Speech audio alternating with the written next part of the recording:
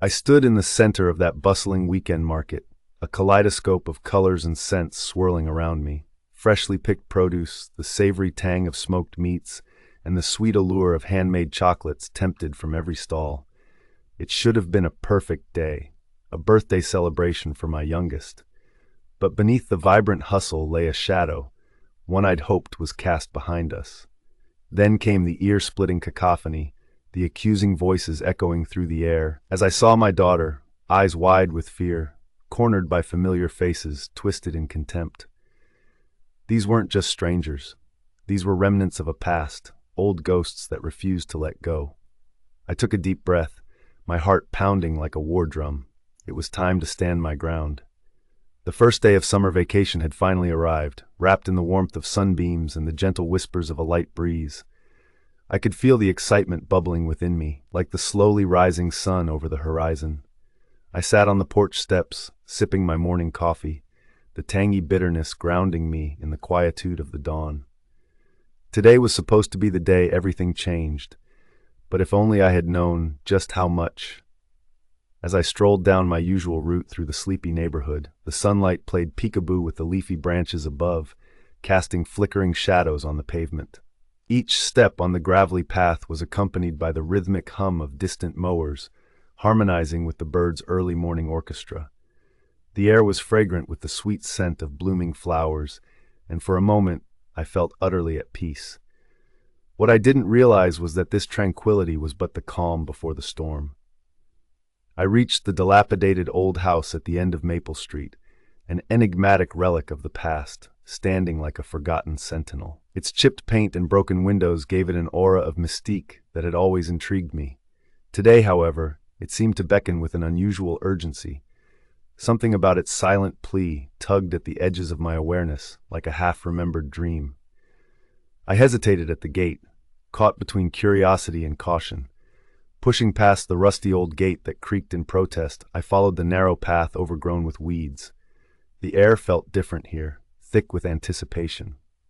The wind seemed to hold its breath, waiting for something unknown but monumental. My heart thudded, each beat a mixture of trepidation and exhilaration. But there was an inner voice whispering that once I crossed this threshold, there would be no going back. The interior of the house was dim, the only illumination coming from the slivers of light filtering through the grime-covered windows.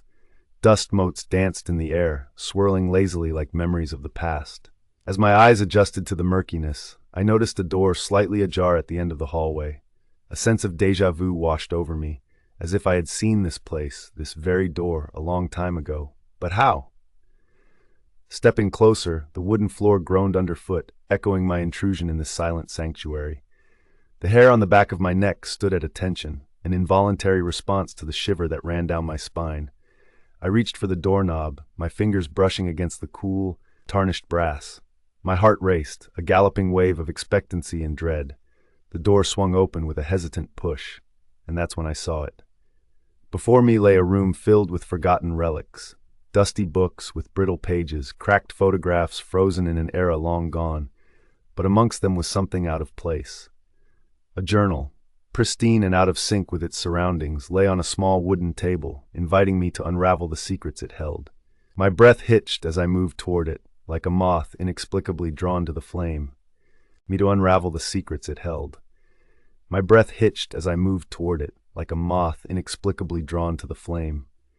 Gingerly, I picked up the journal, its leather cover soft and welcoming in my hands.